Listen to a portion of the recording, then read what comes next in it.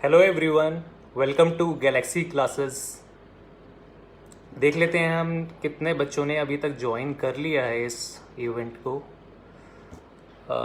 Let's wait for them for some time.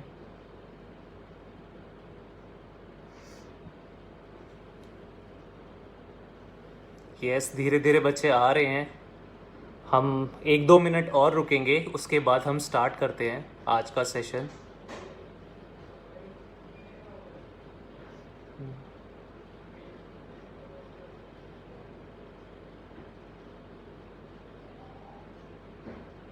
हाय शिवानी, आपको आवाज़ आ रही है? आप मुझे नीचे कमेंट बॉक्स में बता सकते हैं अगर सबको मेरी आवाज़ आ रही है तो। मैं अपना सेशन स्टार्ट करने से पहले 1-2 मिनट रुक गया हूँ ताकि धीरे धीरे बच्चे जुड़ते रहें हमारे साथ। हेलो हेलो ओम शंकर, कैसे हो आप?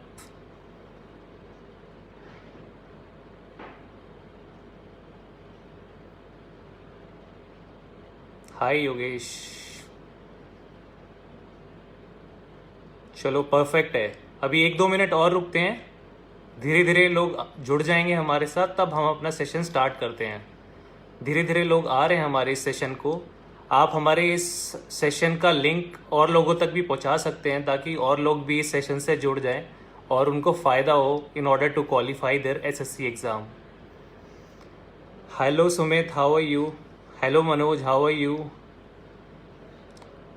सुमित कह रहे हैं I am a galaxy student. I am proud of you Sumit, you are a galaxy student, you will get some good job one day.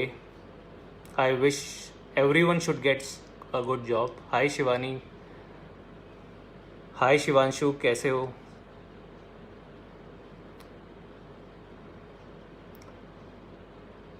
हाय रोही, मैं बढ़िया हूँ, आप सब कैसे हैं? हाय योगेश, आई एम गुड। हाय सुरेंद्र, जल्दी जल्दी से आप अपने फ्रेंड्स को भी बुला लीजिए दोस्तों। इस सेशन को मैं जल्दी ही स्टार्ट करने वाला हूँ। मैंने बस 1-2 मिनट का पॉज लिया है ताकि सब लोग धीरे धीरे जुड़ जाएं और किसी की भी कोई इम्पोर्टेंट चीज़ मिस ना हो। हाय अंकित, हाय आकाशी, क्या हाल है सबके? सुरेंद्र जीत हेलो, हर्षित हेलो, हाय स्नेहा, हाय आनंद, कैसा है भाई?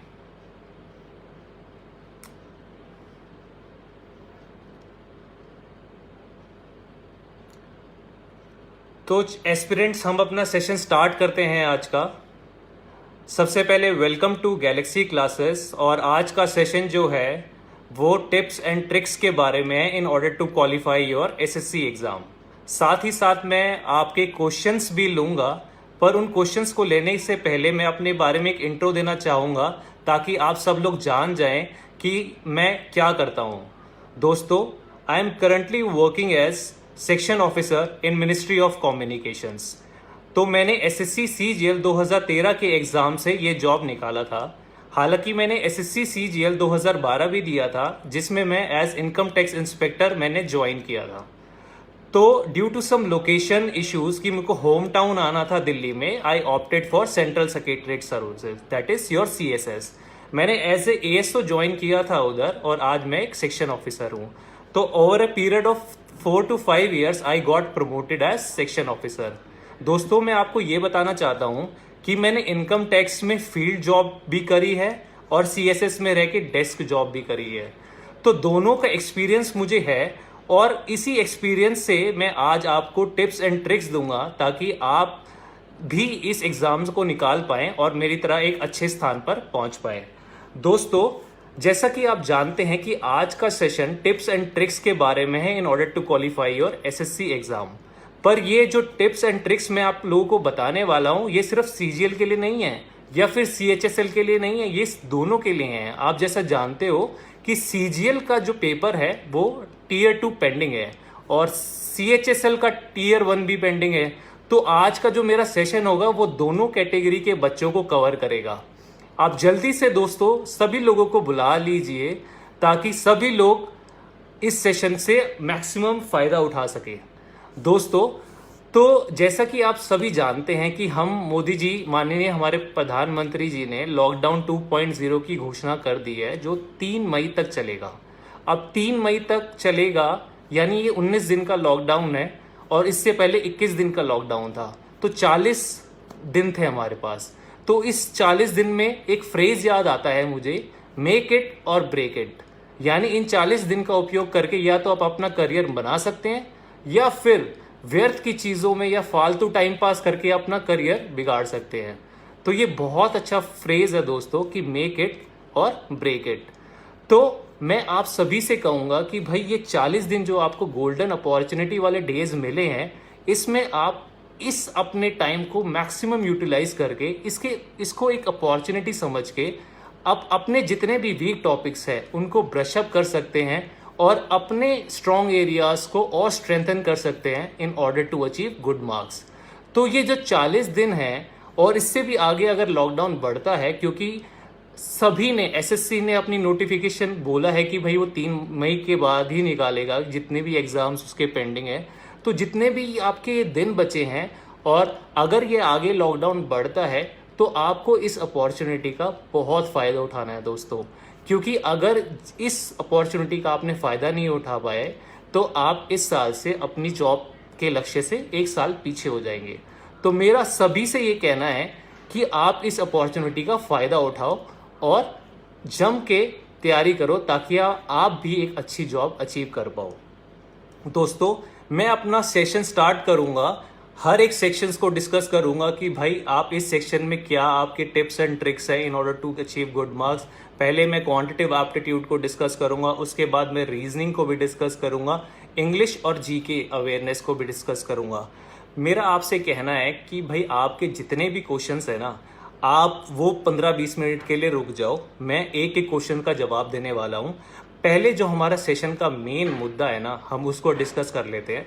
उसके बाद आपके जितने भी सवाल है, मैं यहीं बैठा हूँ, आपके सारे सवालों का जवाब मैं आज दे के ही जाऊँगा।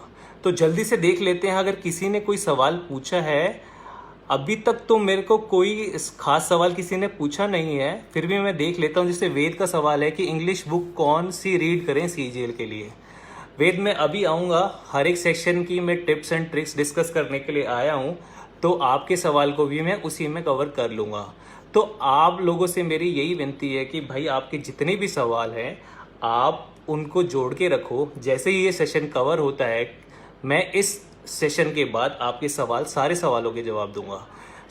मेरा सबको नमस्कार, गुड आफ्टरनून सर, बहुत लोग मेरे को विश कर रहे हैं, तो मेरी तरफ से सबको नमस्कार और आइए स्टार्ट करते हैं आज का सेशन। तो today's session is all about tip and tricks in order to qualify your SSC exam. दोस्तों, सबसे पहले आपको ये समझना चाहिए कि हर एक सेक्शन के लिए अलग अलग टिप्स एंड ट्रिक्स है। हर एक सेक्शन को आप एक ही नज़रिए से नहीं देख सकते। जैसे अगर मैं टीयर 2 की बात करूं, सीजीएल टीयर 2 की बात करूं, तो उसमें क्वांटिटेटिव एप्टीट्यूड और इंग्लिश ही आने वाला है। तो सबसे पहले मैं उस सेशन के बारे में डिस्कस कर लेता हूं। तो क्वांटिटेटिव एप्टीट्यूड की ट्रिक्स एंड टिप्स समझने से पहले आपको ये समझना पड़ेगा कि क्वांटिटेटिव एप्टीट्यूड के जो चैप्टर हैं या जो सेक्शनल ब्रेकआउट है उसको आपको समझना पड़ेगा कि भाई किस सेक्शन से कितने परसेंटेज ऑफ एग्जाम आता है। अगर आप अर्थमेटिक की बात करें दोस्तों, तो अर्थमेटिक में से आपका 50% ऑफ द पेपर अर्थमेटिक्स में से आता है। जैसे speed, time, distance, profit loss, discount और जितने भी अर्थमेटिक के सवाल हैं, 50% ऑफ द पेपर आपका अर्थमेटिक में से रहता है। बाकी जो 30% पेपर है वो एडवांस मैथ में से रहता है, जिसमें आपकी ट्रिग्नोमेट्री हो गई, एल्जेब्रा हो गई, जितने भी आपके एडवांस मैथमेटिक्स के टॉपिक हैं, आपका सारा जो पेपर है वो 30% उसमें से कंस्टिट्यूट करता है। और डीआई की मैं बात करूं तो 20%। तो सबसे पहले आपको ये समझना जरूरी है कि भाई अगर आपका अर्थमेटिक्स स्ट्रांग है तो उसके बाद कौन सा एरिया ऐसा है जिस पे आप ज़्यादा फोकस करो। तो मेरी नज़र से वो एडवांस मैथमेटिक्स है, क्योंकि वो 30%। और डीआई जब आपकी सारे प्रॉफिट लॉस, डिस्काउंट और ये सब सारे चैप्टर मास्टर्स हो जाएंगे ना, तो डीआई सॉल्व करना बहुत ही आसान है दोस्तों। तो अगर मैं पहली बात करूं कि भाई पहली ट्रिक क्या है क्वांटिटेटिव एप्टीट्यूड की, तो सबसे पहली चीज़ है वर्क ऑन योर बेसिक। कई लोगों को मैंने देखा है कि सीधा ही शॉर्टकट टेक्निक्स पे उतरते हैं। बेसिक्स को हमेशा याद रखना है कि बेसिक है वो फंडामेंटल्स हैं, वही एक बिल्डिंग खड़ी करता है। अगर आप सीधा ही शॉर्टकट मारोगे तो कुछ ऐसे सवाल आ जाएंगे जो आपको फंसा देंगे, और फंसी हुई सिचुएशंस में से वही लोग निकल पाएंगे दोस्तों जो बेसिक्स को क्लियर करके आए हुए हैं। तो इन डेप्थ नॉलेज होना बहुत ज़रूरी है। ये नहीं कि हर एक क्वेश्चन का आप शॉर्ट ट्रिक याद करके गए। मैंने बहुत सारी मार्केट में किताब देखी है कि हर एक क्वेश्चन का शॉर्ट ट्रिक दिया गया रहता है उन किताबों में। तो बच्चे क्या करते हैं, जल्दी से कवर करने के लिए चीज़ों को वो सिर्फ शॉर्ट ट्रिक्स याद कर लेते हैं और इन डेप्थ नॉलेज की इंपॉर्टेंस को भूल जाते हैं। तो सबसे पहली जो मेरी टिप है वो यही है कि भाई अपने बेसिक्स पे है वो काम करना शुरू कर दो। दूसरी बात, टाइम मैनेजमेंट। आदर्श का एक सवाल आ रहा है कि टाइम मैनेजमेंट फॉर एग्जाम, तो मेरी सेकंड टिप यही थी कि टाइम मैनेज करना चाहिए। आदर्श, आप जैसे जानते हो कि लॉकडाउन 2.0 चल रहा है और आप भी किसी ना किसी काम में व्यस्त होंगे, कोई ना कोई एक एडिशनल काम कर ही रहे होंगे एसएससी की तैयारी के साथ साथ। पर आपको ये सुनहरा मौका मिला है कि भाई आप 40 दिन घर में रह के सिर्फ एसएससी की तैयारी करो। तो इसमें टाइम मैनेजमेंट तो आपको कोई काम करने की ज़रूरत ही नहीं है, क्योंकि बाकी सारे काम तो बंद है। तो आप इन 40 दिनों को अच्छी तरह से यूटिलाइज करोगे तो आप एक बहुत अच्छी पोजीशन पे बैठ जाओगे आके, और अपने जितने भी सारे कॉन्सेप्ट हैं, जैसे कि आपका कोई भी एरिया वीक है, इस 40 दिनों में आप उस एरिया पे फोकस कर सकते हो। तो टाइम मैनेजमेंट इसी को कहते हैं आदर्श। अगर आपके पास टाइम है उसको अच्छी तरीके से मैनेज करने को ही टाइम मैनेजमेंट कहते हैं। अगर आपने इस टाइम को अच्छी तरीके से यूटिलाइज किया तो you are a good time manager. उसी तरीके से आपके पास बहुत सारे मौके आएंगे लॉकडाउन 2.0 के बाद भी। अगर आपने हर एक सब्जेक्ट की इंपॉर्टेंस के हिसाब से उसको टाइम देना शुरू कर दिया। मान लो सबसे पहले आप ये बताओ कि भाई मेरा कौन सा एरिया वीक है। अगर मान लो आपका इंग्लिश वीक है, उसके बाद अपनी एक प्रायोरिटी लिस्ट बनाओ कि इंग्लिश वीक है, मैथ्स वीक है, क्या वीक है। सबसे पहले अगर इंग्लिश वीक है तो उसको थोड़ा ज़्यादा टाइम दो, फिर मैथ्स वीक है तो उसके बाद उसको थोड़ा ज़्यादा टाइम दो। हैं कि भाई ये शॉर्टकट याद करें कि किस तरीके से करें, तो आप ये सब कैलकुलेशन स्पीड अपनी बढ़ाओ क्वांटिटेटिव एप्टीट्यूड के लिए। क्योंकि कई बार हमने देखा है अभी पीछे वाले पैटर्न में से कि कुछ सवाल ऐसे आ जाते हैं, कैलकुलेटिव सवाल आ जाते हैं, जहाँ पे आपको परसेंटेज रेशो में दे दिया जाता है। लेकिन अगर आपकी कैलकुलेशन स्पीड अच्छी नहीं होगी तो आपका क्वांटिटेटिव एप्टीट्यूड का जो एग्ज़ाम है वो उसके नंबर आपके कम ही आने वाले हैं। तो आप शॉर्टकट टेक्निक्स अपनाओ, पर साथ साथ आपको इतना ज्ञान होना चाहिए कि आप किसी शॉर्टकट टेक्निक में फंस जाओ तो आप बेसिक नॉलेज के थ्रू उससे आप उभर पाओ, यानी निकल पाओ। और आपको सबसे बड़ी टिप मैं ये देने जा रहा हूँ कि don't use risky shortcuts. Risky shortcut मैं किसको कहता हूँ क्वांटिटेटिव एप्टीट्यूड की नज़र में? रिस्की शॉर्टकट दोस्तों वो होते हैं जैसे आप कुछ क्वेश्चंस होते हैं कि वो जो शॉर्टकट है वो उसी पर्टिकुलर फ्रेम में या उसी पर्टिकुलर डाटा में अप्लाई होता है। उस क्वेश्चन में हल्का सा घुमाव आ जाता है ना दोस्तों, तो वो शॉर्टकट अप्लाई नहीं होता है। तो हमें ऐसे शॉर्टकट का बिल्कुल भी यूज़ नहीं करना चाहिए, और अपने फ्रेंड्स के साथ भी बैठ के इस शॉर्टकट से हमें सवाल नहीं निकालने चाहिए। क्योंकि ये कुछ सवाल तो निकाल जाते हैं ये शॉर्टकट, पर ऐसे सवाल नहीं निकाल पाते जिसका थोड़ा सा घुमा हुआ पैटर्न आ जाए। तो don't use risky shortcut according to me. तो यही कुछ ट्रिक्स हैं जो आपके क्वांटिटेटिव एप्टीट्यूड में आपके अच्छे नंबर ला सकती हैं। सबसे पहले आपको पैटर्न समझना जरूरी है कि क्वांटिटेटिव एप्टीट्यूड का पैटर्न क्या है। जैसे मैंने आपको पहले बताया, अर्थमेटिक, एडवांस मैथमेटिक्स और डीआई। तो आप इस चीज़ को, ब्रेकअप को समझ गए, उसके बाद अपने वीक एरियाज को पकड़ो कि भाई मेरा अर्थमेटिक वीक है या मेरा एडवांस वीक है। जो भी आपका वीक है वो आप सबसे पहले उसको स्ट्रॉन्ग कर सकते हो। उसी तरीके से अगर मैं इंग्लिश लैंग्वेज की बात करूं तो इंग्लिश लैंग्वेज में भी हमने इस कैटेगरी को 3 भागों में बांटा है। आपको पता है कि इंग्लिश लैंग्वेज का जो पेपर होता है वो 3 भागों में बटा होता है। पहला भाग आपका वोकैब होता है, दूसरा आपका रीडिंग कॉम्प्रिहेंशन होता है, और तीसरा ग्रामर होता है। तो इन चीज़ों को समझना बहुत ज़रूरी है। आप पेपर स्प्लिटअप को जिस दिन समझ गए उस दिन आपके नंबर अपने आप ही आ गए। तो आपको पता है कि भाई रीडिंग कॉम्प्रिहेंशन हमें आनी ही आनी है हर एग्ज़ाम में। तो रीडिंग कॉम्प्रिहेंशन का दोस्तों मैं आपको एक सिंपल सा टेक्निक बताता हूँ। देखो, कई लोगों की इंग्लिश बहुत स्ट्रॉन्ग होती है, मैं मानता हूँ, ठीक है। कई लोग बहुत ही अच्छे स्कूल में पढ़े हैं, उनका एजुकेशनल बैकग्राउंड बहुत अच्छा है, उनका एनवायरनमेंट अच्छा है, तो इनकी इंग्लिश भी अपने आप ही अच्छी हो जाती है। और जिन लोगों की इंग्लिश अच्छी नहीं है वो हमेशा इसलिए परेशान रहते हैं कि भाई मेरी इंग्लिश अच्छी नहीं है, मैं रीडिंग कॉम्प्रिहेंशन को कैसे सॉल्व करूँगा। तो रीडिंग कॉम्प्रिहेंशन के लिए जिनकी इंग्लिश तो अच्छी है वो वन गो में रीडिंग कॉम्प्रिहेंशन को पढ़ सकते हैं और उसके बाद सवाल निकाल सकते हैं।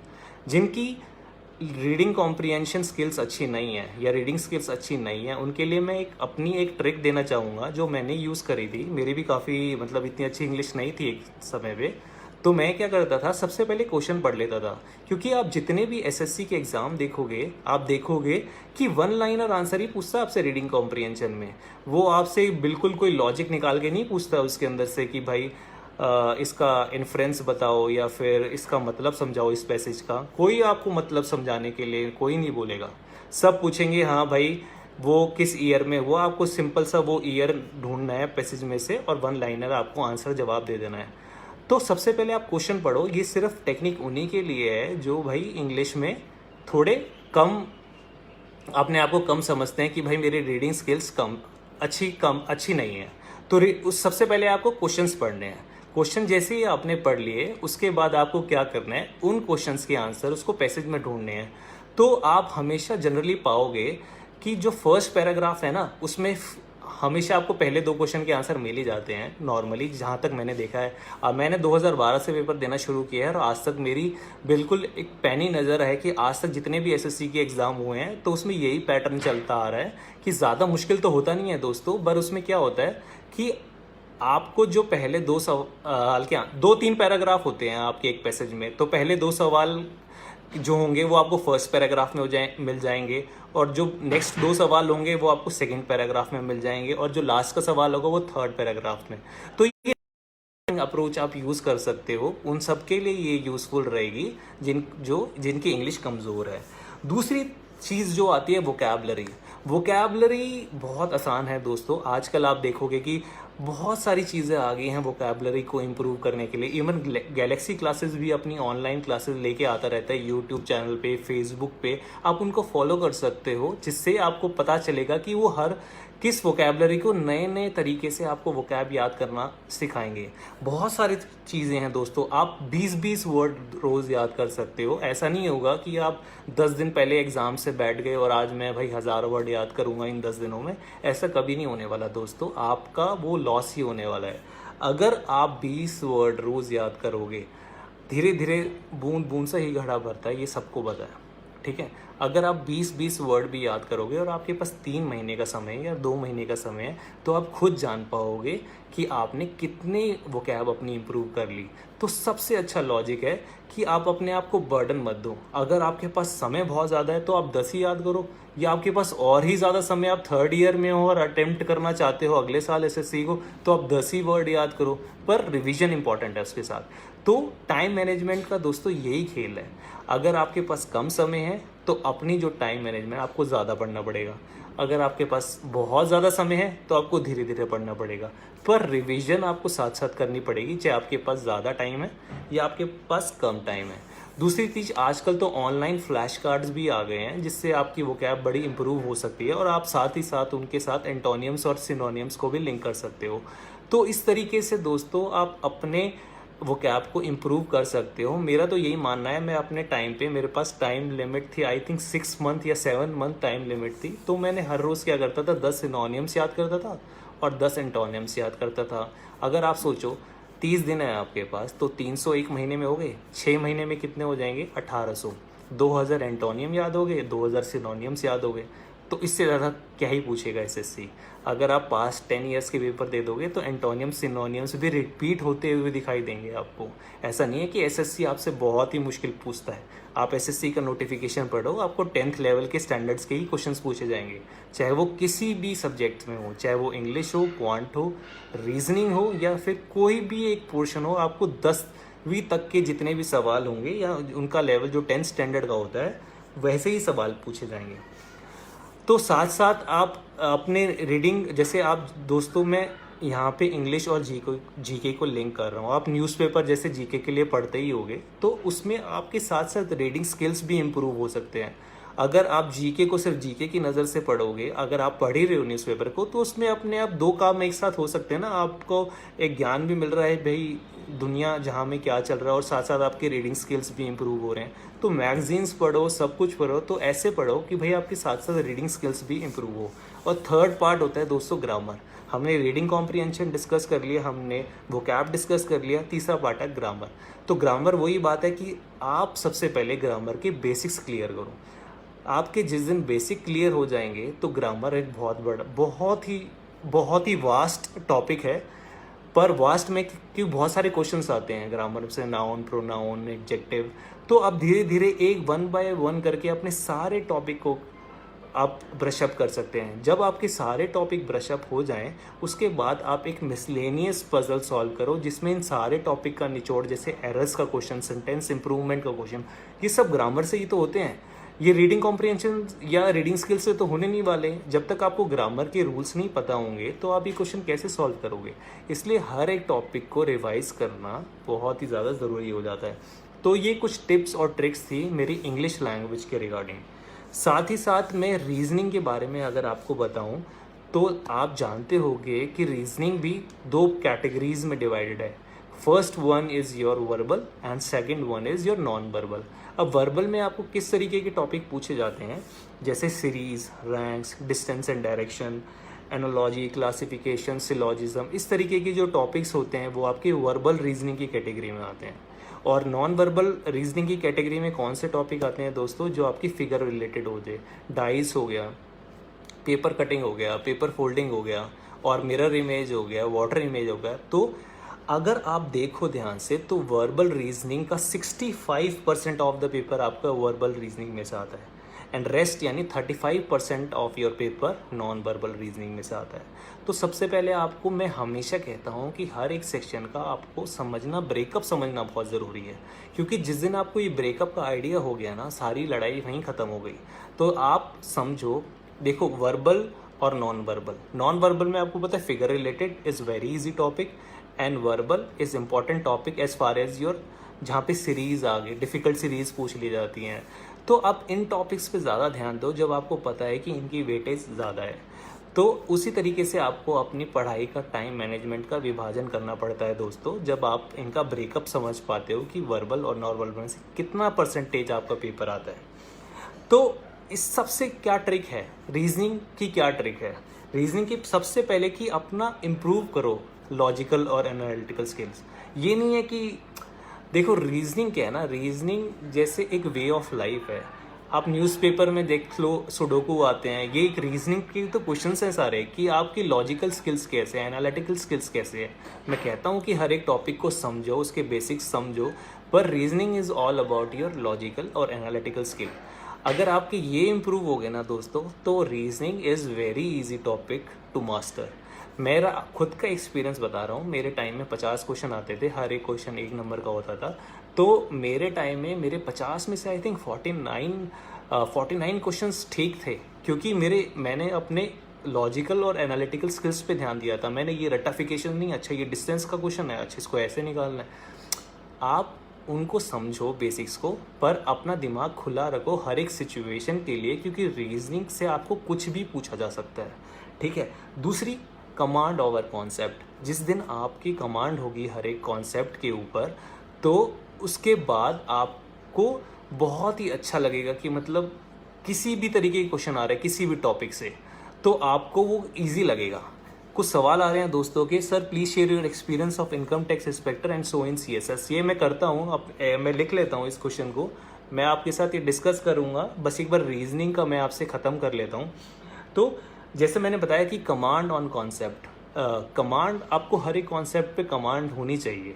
अब आपने किसी कॉन्सेप्ट के बेसिक से नहीं पढ़े कि भाई डिस्टेंस एंड डायरेक्शन के बेसिक नहीं पढ़े कि लेफ़्ट राइट की मूवमेंट क्लॉकवाइज और एंटी क्लॉकवाइज, आपको बस इतने से बेसिक याद रखने हैं डिस्टेंस एंड डायरेक्शन में कि भाई left means anti clockwise, right means clockwise. तो ये आप जब आपने बेसिक्स को इम्प्रूव कर लेंगे या कॉन्सेप्ट्स पे आपकी जब कमांड हो जाएगी, तो आपकी जो एनालिटिकल और लॉजिकल स्किल है वो भी साथ साथ इम्प्रूव होने लग जाएंगे। साथ ही focus on one topic at a time. मेरा हमेशा से यही कहना है कि भागना नहीं है, मतलब कि भाई डिस्टेंस एंड डायरेक्शन के 10 सवाल आपने कर लिए तो आपका ये चैप्टर बिल्कुल फाइनल हो गया, तो ये भागने वाली बात हुई। देखो अभी आपके पास लॉकडाउन 2.0 में बहुत ज़्यादा टाइम है, तो आप हर एक चैप्टर को इक्वल इम्पोर्टेंस दे कि उनके नंबर ऑफ सवाल ये सॉल्व कर सकते हो। और जब आप एक ऐसे लेवल पे पहुंच जाओ कि हाँ भाई अब डिस्टेंस एंड डायरेक्शन से कोई भी सवाल आ जाए वो मैं गलत नहीं करूँगा, तो तब आप सेकेंड टॉपिक्स पे आओ। तो focus on one topic at a time. दूसरा, don't make unnecessary assumptions. Reasoning में बहुत सारे क्वेश्चंस आते हैं जो आप सोचते हो कि आप खुद से चीज़ें एज्यूम करने लग जाते हो, तो वो सब चीज़ें नहीं करना है। सर स्टडी प्लान का हम एक नया वीडियो निकालने वाले हैं शिवानी। 2-3 दिन का समय दो, आपको शेड्यूल पता चल जाएगा। स्टडी प्लान के लिए पूरा अलग से एक वीडियो शेड्यूल करना पड़ेगा। हम पूरी कोशिश कर रहे हैं कि स्टडी प्लान रिगार्डिंग भी एक वीडियो बनाएं, पर आप 1-2 दिन और समय दो। आपकी क्वेरी जो मेरे को फेसबुक पे रिसीव हुई थी वो मैंने अपनी टीम को फॉरवर्ड कर दी है। हम जल्दी स्टडी प्लान का भी वीडियो आपके लिए लेके आएंगे। पर जो मैं आज समझा रहा हूँ उसको प्लीज़ इम्प्लीमेंट करके देखो। I am sure you will get good marks and good job one day. तीसरा, रिमेंबर अल्फ़ाबेटिकल ऑर्डर। आप बहुत सारे रीजनिंग में सवाल देखोगे जो अल्फ़ाबेटिकल ऑर्डर से रिलेटेड है। मतलब जैसे आपको अल्फ़ाबेट्स की पोजीशन याद होनी चाहिए, तो आपके 3-4 जो नंबर हैं वो उसी से बढ़ जाएंगे। तो ये चीज़ें ध्यान रखने वाली हैं जो वर्बल रीजनिंग और नॉन वर्बल रीजनिंग में है, कि भाई आपको कॉन्सेप्ट ध्यान रखना है, इम्प्रूव करनी है अपनी लॉजिकल और एनालिटिकल स्किल। एक टाइम पे एक ही टॉपिक को फोकस करना है, अपने कॉन्सेप्ट के ऊपर कमांड बनानी है, और अल्फ़ाबेटिकल ऑर्डर की जो सीरीज़ है उनको न्यूमेरिकल वाइज लर्न करना है। यानी ए का जो ऑर्डर है वो A1 पे आता है या Z 26 पे आता है, तो इसके आपको सीरीज़ ये आपको अच्छे नंबर दिलाने में हेल्प करेगी। तो मैं अब शिवांशु का एक सवाल है वो ले लेता हूँ। वो कह रहे हैं कि अपना इनकम टैक्स का एक्सपीरियंस शेयर करो एज ए इंस्पेक्टर और CSS में। तो दोनों डिफरेंट प्रोफाइल है, बहुत ही डिफरेंट प्रोफाइल है इनकम टैक्स में। मैं इनकम टैक्स की बात आपको बता देता हूँ कि इनकम टैक्स में भी 3 कैटेगरीज की जॉब होती हैं। सबसे पहले आपकी असेसमेंट होती है, दूसरी आपकी नॉन असेसमेंट होती है, और तीसरी आपकी अपील होती है। ठीक है, यानी आपका इनकम टैक्स में सिलेक्शन हुआ तो इसका मतलब ये नहीं है कि आप जाते ही पहले दिन रेड मारने लग गए। तो सबसे पहले आपकी असेसमेंट में भी मिल सकती है, जिसमें आपको कंप्यूट करना होगा लोगों का इनकम, और वो उसको हम असेसमेंट की कैटेगरी में डालते हैं। दूसरी होती नॉन असेसमेंट, ठीक है, जिसमें हम ढूंढते हैं लोगों को कि भाई कौन घपला कर रहा है, तो वो नॉन असेसमेंट, वो सिर्फ ढूंढने का काम करते हैं, जिसको आप रेड मारना कहते हो। ठीक है, ऑफिस वर्क होता है असेसमेंट वालों के पास, और नॉन असेसमेंट वालों के पास फील्ड वर्क होता है। यानी वो लोगों के पास जाते हैं, उनका बही खाता देखते हैं, और कोई गड़बड़ी लगती है तो असेसमेंट वालों को रिपोर्ट करते हैं। तो असेसमेंट वाले चिट्ठी भेजते हैं कि भाई आपने ये गलती करी और आपको यहाँ पेश होना पड़ेगा। तो वो कहाँ पेश होते हैं? अपील डिपार्टमेंट में। सीधा कोर्ट में नहीं जाते, अपील होती है सबसे पहले इनकम टैक्स में। तो सबसे पहले कोर्ट जाने से पहले अपील में आपकी पोस्टिंग होगी। तो सब 3 डिपार्टमेंट हो गए इनकम टैक्स में, असेसमेंट, नॉन असेसमेंट और अपील। यानी असेसमेंट्स जो असेस करेगा आपके जितने भी इनकम सोर्सेज हैं उसको, नॉन असेसमेंट यानी फील्ड में जाएगा और गलत लोगों को ढूंढ के लेके आएगा, और जिसने असेसमेंट करी है वो उनको पेश होने के लिए जाएगा अपील वालों के पास। तो इस तरीके से ये मेरा एक्सपीरियंस था इनकम टैक्स का। ये लेमैन लैंग्वेज में आपको समझा रहा हूँ, ये आपको कहीं नहीं सुनने को मिलेगा। सब बोलते हैं कि हाँ भाई ऐसे पर्क्स होते हैं, वैसे पर्क्स होते हैं, तो आप वो डिपेंड करता है आप कौन सी सीट पे हो, उसके हिसाब से आपको पर्क्स आपके डिफरेंट होते हैं। उसी तरीके से अगर मैं CSS की बात करूँ शिवांशु, तो CSS बिल्कुल फील्ड जॉब नहीं है। ठीक है, बिल्कुल डेस्क जॉब है। इसमें आपके पास फाइल आएंगी, आपके पास कोई कम्युनिकेशन रिसीव होगा। मान लो नीति आयोग ने आपको कम्युनिकेशन दिया है कि भाई आपकी मिनिस्ट्री में कैसा क्या डाटा है, वो आपको एक कम्युनिकेशन रिसीव हो सकता है किसी भी ऑर्गेनाइजेशन से। तो आपने क्या करना है, उसको नोट बनाना है कि भाई मेरे पास ऐसे कम्युनिकेशन रिसीव हुआ है इस ऑर्गेनाइजेशन से, उनकी ये डिमांड्स हैं, और ये जो इनकी डिमांड्स हैं उसके रिलेटेड ये इन्फॉर्मेशन है, क्या हम इनको ये इन्फॉर्मेशन भेज दें? तो आप वो एक नोटिंग के थ्रू उस रिसीट को पुटअप करेंगे। तो जब वो एक अच्छे लेवल पे जाके सेक्रेटरी लेवल तक अप्रूव हो जाएगी, तो उसके बाद आप उनको वापस से एक कम्युनिकेशन भेजेंगे कि with approval of secretary T I am giving this information in respect of my department is concern. तो ये ड्राफ्ट हो गया। तो नोटिंग और ड्राफ्टिंग जो आपने सीखा होगा कि भाई CSS में नोटिंग और ड्राफ्टिंग होती है, वो इसी को कहते हैं। यानी आपके पास कोई कम्युनिकेशन रिसीव हुआ, उसने आपने उसको फाइल पे लिख दिया कि भाई ऐसे से ये इन्फॉर्मेशन मांगी गई है, तो ये आपकी नोटिंग होगी। और जो उस कम्युनिकेशन जो रिसीव होने के अगेंस्ट आपने जो रिप्लाई दिया, उसको हम ड्राफ्टिंग कहते हैं। तो CSS is all about noting and drafting. और अगर मैं आपको प्रमोशन की बात बताऊं तो CSS में आपको ज़्यादा अच्छे प्रमोशंस मिलेंगे as compare to income tax, और इनकम टैक्स में आपको पर्क्स ज़्यादा अच्छे मिलेंगे एज़ कम्पेयर टू CSS। तो ये छोटा सा डिफरेंस मैं आपको बताना चाहता था। सर चीज़ों को रिकॉल कैसे करें और सर डिसिप्लिन कैसे बनाए रखें? रिकॉल करने का यही सबसे अच्छा तरीका है सुमित। आप जितने भी आप क्वेश्चंस अटेम्प्ट करते हो, उनको आप जो भी गलतियां करते हो ना, उसकी एक अलग से नोटबुक बना लो कि भाई आज मैंने ये मॉक टेस्ट दिया, इसमें मेरे 40 सवाल गलत थे या इसमें मेरे 20 सवाल गलत थे। तो 20 सवाल की आप अलग से एक नोटबुक बनाओ, उन 20 सवाल को उस नोटबुक में लिख दो। आपने हफ्ते में मान लो 5 मॉक टेस्ट किए और 5 में एवरेजन तौर पे आप मान लो आपने हर एक टेस्ट में 20 सवाल गलत किए, तो आपके नोटबुक में वो 100 सवाल की लिस्ट होनी चाहिए जो आपने गलत किए, और 2 दिन बैठ के उन 100 सवालों को रिवाइज़ करो। इससे चीज़ों को रिकॉल करना बहुत ईजी हो जाएगा। स्टडी प्लान मैं ऑलरेडी बता चुका हूँ। शिवानी का भी सेम सवाल था कि स्टडी प्लान दीजिए, उसका वीडियो हम 1-2 दिन में आपके लिए लेके आ जाएंगे। What is about previous exam paper? Previous exam papers का बहुत बड़ा रोल है अभिषेक। अगर आप 10 ईयर के SSC के पेपर, जितने भी पेपर हैं वो भी अटेम्प्ट कर लेंगे, तो आई गारंटी यू कि आपका सिलेक्शन पक्का हो जाएगा। तो इतना इम्पॉर्टेंट है प्रीवियस ईयर पेपर्स को रिवाइज़ करना। और भी सवाल आ रहे हैं, बहुत सारे सवाल आ रहे हैं, मैं पढ़ नहीं पा रहा हूँ, एक बार मैं देख लेता हूँ। सर CHSL के लिए कब तक के करंट अफेयर्स पढ़ूँ? तो आकाशी का ये सवाल है कि CHSL की अगर उसे तैयारी करनी है तो करंट अफेयर्स कितने टाइम पीरियड के उसको पढ़ने चाहिए। तो कोई भी आपका एग्ज़ाम होता है, मैं आपको सजेस्ट करूँगा कि 6 महीने के आपके करंट अफेयर्स सफिशेंट रहते हैं। मैं जनरल अवेयरनेस पे आने वाला था, ये आपको सवाल उसमें उसका आंसर मिल जाता कि अगर आप 6 महीने के जो करंट अफेयर्स हैं वो अगर याद कर लेंगे तो आप ईज़िली उसको आराम से निकाल सकते हैं GS के पेपर को। और सर MTS में कैसा नौकरियां मिलती हैं? MTS is a grade. MTS की जो प्रोफाइल होती हैं, जॉब प्रोफाइल होती है, वो मैं आपको बता देता हूँ। MTS is all about multitasking staff. तो मल्टीटास्किंग स्टाफ में आपसे कोई नोटिंग, ड्राफ्टिंग और ऐसे कुछ एक्सपेक्टेशंस नहीं रखी जाती। आपको फाइल डिस्पैच करना, लेटर डिस्पैच करना, जो हमने कम्युनिकेशन दूसरी मिनिस्ट्री को भेजना है वो आपको डिलीवर करना हो सकता है। तो इस तरीके के जो रोल्स होते हैं वो MTS को प्रोवाइड कर दिए जाते हैं और धीरे धीरे प्रमोट हो के ये LDC UDC तक जाते हैं, जो फिर एक दिन एक समय पर आकर 20 साल, बहुत समय लगता है वो UDC बनने में, जो आज जिसको हम सीनियर सेक्रेटरीट असिस्टेंट बोलते हैं, तो बहुत समय लगता है वो नोटिंग ड्राफ्टिंग वाली चीज़ आने पर। MTS का काम इज़ लाइक मल्टीटास्किंग स्टाफ, जिसमें आपको डिस्पैच, डायरी डिस्पैच करना या लेटर डिस्पैच करना आना चाहिए। तो जितने भी टाइप के मिसलेनियस काम होते हैं वो MTS द्वारा ही एग्जीक्यूट किए जाते हैं। उसी के साथ साथ मैं जनरल अवेयरनेस को भी डिस्कस कर लेता हूँ दोस्तों कि जनरल अवेयरनेस किस तरीके के जो आपका पैटर्न है। एक सेकेंड, शिवानी पूछ रही है sir SSC CGS and CHSL की किस पोस्ट पर जॉब मिलती है?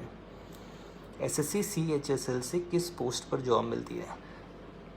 मैं इसका सवाल आपको देता हूं शिवानी। अभी मैं सबसे पहले जनरल अवेयरनेस को डिस्कस कर रहा हूं, उसके बाद मैं आपके सवाल पे आता हूं। तो दोस्तों, जनरल अवेयरनेस का जो आपका ब्रेकअप है वो is all about your static GK. Static GK का जो पार्ट रहता है वो 40% रहता है। उसी तरीके से आपको जो साइंस का, जनरल साइंस का पोर्शन है वो भी 40% का रहता है। करंट अफेयर्स आपके 10% और मिसलेनियस आपके 10%। मिसलेनियस में क्या आ जाता है, जैसे dance forms, songs forms, important days और ये सब आ जाते हैं। तो मिसलेनियस 10%, करंट अफेयर्स भी 10%, और आपका स्टैटिक जीके जो आपका हिस्ट्री ज्योग्राफी में पूछा जाता है, स्टैटिक टाइप के जो जीके पूछी जाती है वो 40%, और जनरल साइंस यानी आपकी जो साइंस में फिजिक्स, केमिस्ट्री और ये सब जो साइंस होती है आपकी जनरल साइंस में 40% हो जाता है। तो सबसे पहले आपको जो मैं टिप देना चाहूँगा कि read to increase knowledge. General awareness को हमने इस तरीके से पढ़ना है कि हमारी नॉलेज बढ़े। हमारे दिमाग का प्रेशर नहीं बढ़ना चाहिए कि भाई इतना वास्ट एरिया, जैसे आपको पता है कि GS is above the sun, below the sun and around the sun. तो जीएस इतना वास्ट टॉपिक है, तो हमें इस तरीके से पढ़ना है कि read to increase your knowledge, not to increase your mind pressure. तो आपको जीएस इस तरीके से पढ़ना है कि भाई आपकी नॉलेज इंक्रीज हो, आपका प्रेशर नहीं है। आप मैगजीन्स पढ़ सकते हैं, जीके के कैप्सूल्स पढ़ सकते हैं, आप अपने एग्ज़ाम से पहले 6 महीने के करंट अफेयर्स पढ़ सकते हैं। आपको वीकली कैप्सूल्स और मंथली कैप्सूल्स भी प्रोवाइड करे जाते हैं हमारे द्वारा, तो आप उनको फॉलो कर सकते हैं। जीके के ब्लॉग्स पढ़ सकते हैं, बहुत सारे सोर्सेज हैं जीके को इम्प्रूव करने के लिए, पर टिप यही है कि read to increase your knowledge. दूसरा, ऑलवेज क्रिएट्स योर नोट। मतलब आपको अपने नोट्स बनाने बहुत है। कई लोगों को मैंने देखा है कि अपने दोस्त के नोट मांग लेंगे, खुद इतनी मेहनत नहीं करना चाहते। तो नोट्स इसका बहुत रोल है। नोट्स का मतलब ये नहीं है कि आप किताब ली और आपने पूरा छाप दी जो किताब में लिखा हुआ है, वैसे नोट्स को मैं नोट्स नहीं मानता हूँ। नोट्स ये है कि आपने एक पन्ना जो किताब का था उसको 2 लाइनों में निकाल दिया, तो वो आपके नोट्स हो गए। अब उस नोट्स को रिवाइज करना है, मतलब आपको पूरी किताब दोबारा से लेके नहीं बैठना है। इतना तो समय है ही नहीं दोस्तों हमारे पास कि हम पूरी किताब लेके बैठ जाएं दोबारा से। आपको जो 2 पन्ने किताब के वो 4 लाइनों में लिखने हैं, और जब उसे रिवाइज करना है तो वो 4 लाइनें रिवाइज करनी है, ताकि आपको कभी किताब उठाने की ज़रूरत ना पड़े। तो इस तरीके से आपको पढ़ना है। तो फर्स्ट मेरा जो है, read to increase your knowledge. दूसरा, ऑलवेज क्रिएट योर नोट। और तीसरा, रिवाइज योर नोट्स और फोकस ऑन इम्पॉर्टेंट टॉपिक्स। यानी आपने नोट्स तो बना लिए, ठीक है, उसके बाद आप रिवाइज करना भूल गए, तो नोट्स बनाने का कोई फ़ायदा नहीं है। तो अगर आप 5 दिन नोट्स बनाते हो तो 2 दिन इसको रिवाइज करो। मैं क्या करता था, पहला दिन का नोट्स बनाया तो जब दूसरे दिन का नोट बनाता था तो फर्स्ट डे का पहले रिवाइज करता था 10 मिनट, फिर दूसरे दिन के जीके के नोट्स बनाता था। ऐसे आप क्या कर सकते हो, आपने भाई एक एक तो ऐसे कर सकते हो। जब आपने 5 दिन नोट्स बना लिए जीके के, तो 2 दिन बैठ के उनको रिवाइज कर सकते हो। इससे क्या होगा, आपका 5 दिन में एक सेक्शन कंप्लीट भी हो सकता है, अगर आप एफिशिएंट हो या आपने प्रॉपर टाइम मैनेज किया है। दूसरा, इंपॉर्टेंट टॉपिक्स पे, जैसे आपको पता है कि भाई पेपर का ब्रेकअप क्या है, 40% स्टैटिक जीके है, तो आपको इंपॉर्टेंट टॉपिक पता है, 40% ऑफ द क्वेश्चंस आपके स्टैटिक जीके में से आने वाले हैं, तो आप पहले उन पे फोकस करोगे ना। ये थोड़ी है कि आप पहले किसी और टॉपिक पे फोकस कर दोगे और साथ साथ आप अपनी करंट अफेयर्स तो पढ़ ही रहे हो डेली कैप्सूल्स या वीकली कैप्सूल या मंथली कैप्सूल्स के थ्रू। तो इस तरीके से आपको जनरल अवेयरनेस की तैयारी करनी है। तो ये कुछ ट्रिक्स और टिप्स थी जो हर एक सेक्शन में आप अप्लाई कर सकते हो in order to qualify your SSC exam. और फाइनली जो 2 टिप हैं वो मैं ये देना चाहूँगा कि भाई मॉक टेस्ट से घबराना नहीं है। मैंने बहुत सारे स्टूडेंट्स ऐसे देखे हैं जो मॉक टेस्ट से बहुत ज़्यादा घबराते हैं। वो घबराते क्यों हैं कि वो हमेशा ये कहते रहते हैं कि भाई मेरा ये टॉपिक तो अभी पूरा हुआ नहीं है, पूरा सिलेबस मेरा कंप्लीट हुआ नहीं है, तो जब तक मेरा पूरा सिलेबस कंप्लीट नहीं होगा मैं मॉक टेस्ट नहीं देने वाला हूँ। तो ये सबसे बड़ी बेवकूफ़ी है। आपके जितने भी टॉपिक्स हैं, आपके जितने भी टॉपिक्स या आपने कवर कर लिए हैं अब तक, आप मॉक टेस्ट देना चालू कर सकते हो। उससे आपको एक तो टाइम मैनेजमेंट करना आ जाएगा। आपको पता है ऑनलाइन पेपर हो गया, ऑनलाइन आप टेस्ट सीरीज़ ज्वाइन कर सकते हो गैलेक्सी की या किसी की भी आप टेस्ट सीरीज ज्वाइन कर सकते हो और आप ऑनलाइन टेस्ट अटेम्प्ट करो। उससे आपको टाइम मैनेजमेंट और अच्छे से अपनी कमियां पता चल सकती हैं, जो आपको एक पेपर में आपको हेल्प देंगे in order to qualify your exam. दूसरा, नोटबुक ऑफ एरर्स। ये मैंने अपने टाइम पे फॉलो किया था कि भाई मेरी जितनी भी गलतियां थी, मैंने पहले भी बताया, मैं उसको अलग से एक नोटबुक में लिखता था और संडे को बैठ के जितनी भी एक हफ्ते में मैंने गलतियां करी उन बैठ के रिवाइज़ करता था। आप जितने जितने मॉक टेस्ट देते जाओगे, आप उन गलतियों को भी लिख के रिवाइज़ कर लोगे ना, तो मैं गारंटी देता हूँ आपके सारे टॉपिक कवर हो जाएंगे। तो 2 चीज़ें आपको कभी नहीं भूलनी है, पहली तो मॉक टेस्ट और दूसरी आपकी नोटबुक ऑफ एरर्स। यानी आपकी जितनी भी गलतियाँ हुई वो आप उसको एक अलग से सेपरेट नोटबुक में लिखते चलो और टाइमली उसको रिवाइज़ करते रहो। और फिर वहाँ से आप आइडेंटिफाई करना कि मेरे कौन सी वीक टॉपिक हैं जो हर एक मॉक टेस्ट में मैं गलत कर रहा हूँ। तो इस तरीके से आप अपने स्कोर को अचीव कर सकते हो। तो हम जल्दी से कुछ क्वेश्चंस ले लेते हैं। सर एसएससी टीयर 2 में मैथ्स के लिए क्या करें, मेरे मार्क्स अच्छे नहीं आ रहे हैं टीयर 2 में। तो सबसे पहले आप मॉक टेस्ट दो हर्षित, 2-3 मॉक टेस्ट दो। आप मॉक टेस्ट देने के बाद आपको अपने वीक एरियाज पता चल जाएंगे। आप देखोगे कि 3 मॉक टेस्ट में आपके वही सेम वीक एरियाज आ रहे होंगे जो आपके अभी भी हैं। ठीक है, अपने वीक एरियाज को आइडेंटिफाई करो, उसको स्ट्रेंथ बनाओ और अपनी स्ट्रेंथ को कायम रखो कि भाई आपका अगर अर्थमेटिक अच्छा है तो उसको कम टाइम दो और एडवांस वीक है तो उसको ज़्यादा टाइम दो। तो सबसे पहले आइडेंटिफाई योर वीक एरियाज। जिस दिन आपने वो आइडेंटिफाई करके उसको स्ट्रांग बना लिया, आपके मैथ्स में अच्छे मार्क्स आने लग जाएंगे। मेरी तरफ से यही आपको एक सलाह है। दूसरी चीज़, सर एओ और ऑडिट ऑफिसर डिटेल्स टेल मी।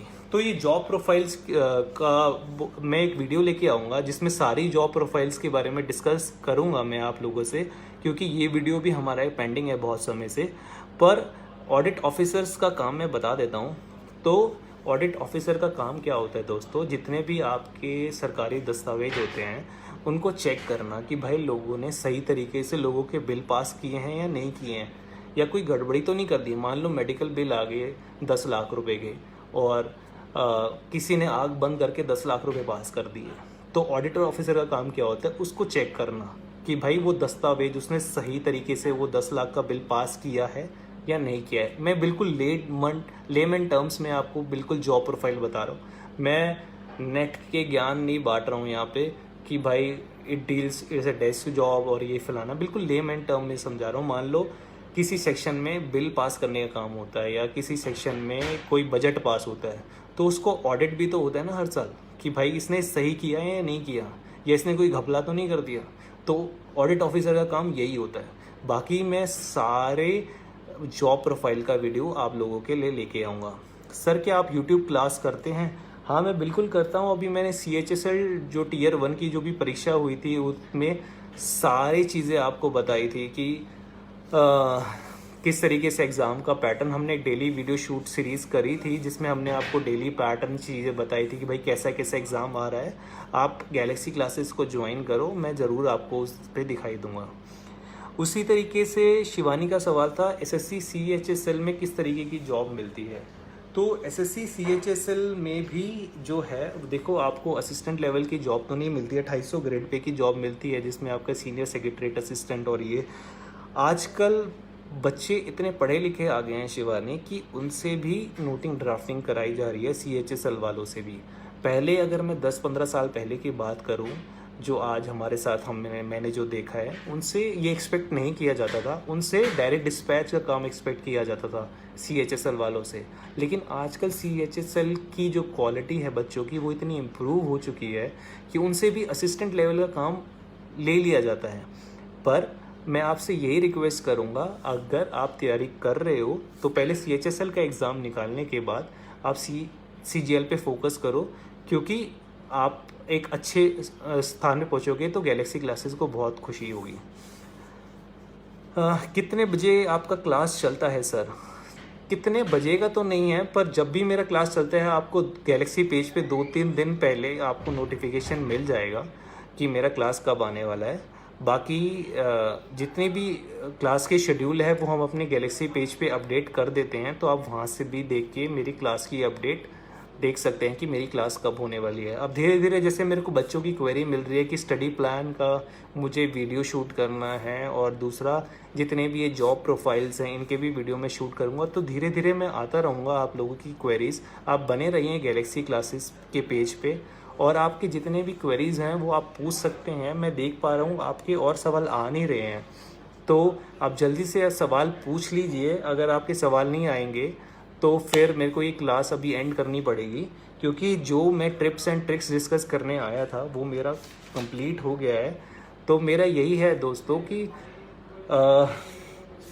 आप अपने मॉक टेस्ट और इस टाइम पीरियड को है वो प्लीज़ यूटिलाइज़ कीजिए, इसको वेस्ट मत कीजिए। आप जितना ज़्यादा इस टाइम पीरियड को यूटिलाइज़ करेंगे वो आपके लिए बेनिफिशियल है। मैंने आपको पहले बताया था, make it either make it और ब्रेक इट, यानी इस टाइम को यूटिलाइज़ करके अपना करियर बना लो, या फिर इस टाइम को बिल्कुल बेकार करके अपना करियर बिगाड़ लो। तो ये सब आपके हाथ में है।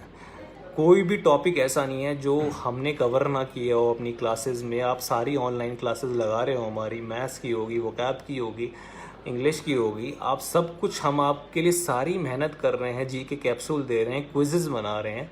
तो मेहनत करना आपका काम है। तो मेरी आप सभी से यही रिक्वेस्ट है कि भाई अपनी मेहनत को चालू रखो, क्योंकि कर्म करोगे तभी सफलता मिलेगी ना। तो कर्म करना बहुत ज़रूरी है। तो कर्म करते रहो, सफलता एक दिन ज़रूर मिलेगी। तो इसी के साथ मैं आप सभी से अलविदा लेना चाहूँगा। मैं सर कोई भी टाइम टेबल बताएं जिससे ज़्यादा दिन फॉलो नहीं कर पाते हैं। तो डिसिप्लिन, यही तो डिसिप्लिन की बात होगी ना विकास।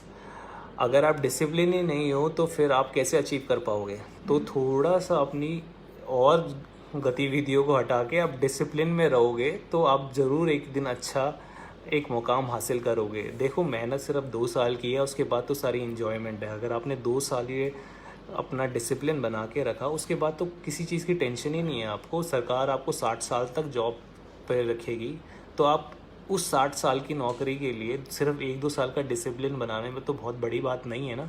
तो विकास मेरी आपसे ये रिक्वेस्ट है, प्लीज़ डिसिप्लिन बनाओ, क्योंकि ये समय निकल जाएगा ना, उसके बाद पछताने के अलावा कुछ रह नहीं जाएगा। तो आप डिसिप्लिन में रहोगे तो आप सब अचीव कर पाओगे। दूसरा सवाल आ रहा है, मैथ्स और इंग्लिश के लिए बेस्ट बुक कौन से होंगे। देखो बुक का नाम मेरे को नहीं मालूम है। बुक आजकल तो बहुत सारी नई नई अपडेट्स आ गई हैं, पर आप गैलेक्सी क्लासेस के नोट्स और जितने भी किताब हैं, जितने भी अपडेट्स हैं, यूट्यूब लेक्चर्स हैं, वो सब आप फॉलो कर सकते हो। और बुक से अच्छा है आप प्रीवियस ईयर पेपर्स को अटैम्प्ट करो, मॉक टेस्ट दो, तो वो सबसे बेस्ट बुक है। कोई भी आप एक अच्छी बुक फॉलो कर सकते हैं जो आपको लगे मैथ्स और इंग्लिश के लिए। मैं इस सवाल का जवाब आपको पर्सनल मैसेज में भी कर दूंगा, कोई मैथ्स और इंग्लिश का बुक। पर मैं यहाँ पे कोई बुक रिकमेंडेशन इसलिए नहीं करता हूँ क्योंकि बुक बहुत सारे ही हैं। तो आप कोई भी बुक निकाल सकते हैं इंग्लिश और मैथ्स की, जिसमें पूरा कंप्लीट ज्ञान दे रखा हो आपको, और आप उस एक एक चैप्टर को कमांड करें, उस एक चैप्टर को, और मॉक टेस्ट दें। मेरा हमेशा से यही रोल है, मॉक टेस्ट दें, हमारी क्लासेस को देखें, हमारे क्विज़ेस सॉल्व करें, और कोई प्रॉब्लम है तो हमसे पूछें, तो आपको कोई बुक की ज़रूरत ही नहीं पड़ेगी। तो इसी के साथ दोस्तों, मैं सर जीएस में कंफ्यूज बहुत रहते हैं, कैसे दूर होगा। जीएस में कंफ्यूज बहुत रहते हैं। जीएस में कंफ्यूज रहने की बात नहीं है, आपको सबसे पहले ये समझना पड़ेगा कि ब्रेकअप क्या है जीएस का।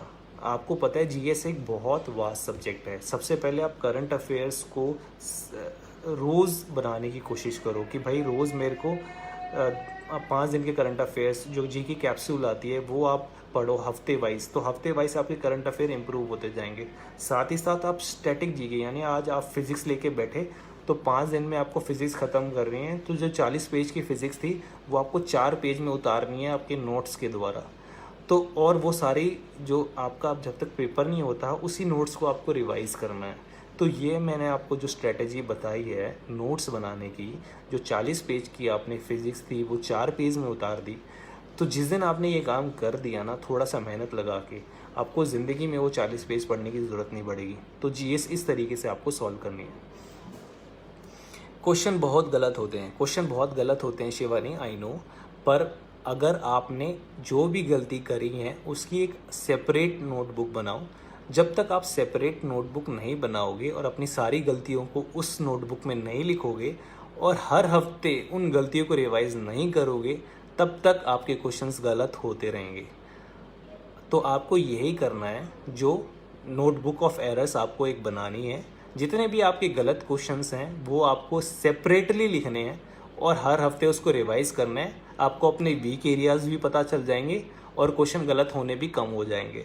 आप ये ट्रिक फॉलो करके देखना, 1 महीना 2 महीना, मैं गारंटी दे रहा हूँ आपके जितने भी वीक कॉन्सेप्ट थे वो स्ट्रॉन्ग होते चले जाएंगे।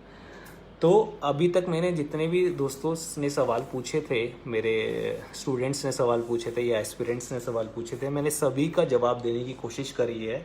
और मैंने ये भी बता दिया है tips and tricks in order to qualify our SSC exam, जो हमारा आज का लाइव इवेंट था। तो इसी के साथ दोस्तों मैं अलविदा लेना चाहूँगा, और आगे आने वाली वीडियोज़ में मैं आपको बताऊँगा कि भाई क्या क्या जॉब प्रोफाइल है या किस तरीके से आप स्टडी प्लान को एग्जीक्यूट कर सकते हैं इस दौरान। तो मिलते हैं अपने अगले वीडियो में, तब तक के लिए अलविदा। Best wishes and stay safe and stay good, stay healthy. अच्छा खाओ और घर से बिल्कुल बाहर मत निकलो, क्योंकि लॉकडाउन 2.0 का पालन करो, जो हमारे माननीय प्रधानमंत्री ने रिक्वेस्ट करी है आपसे।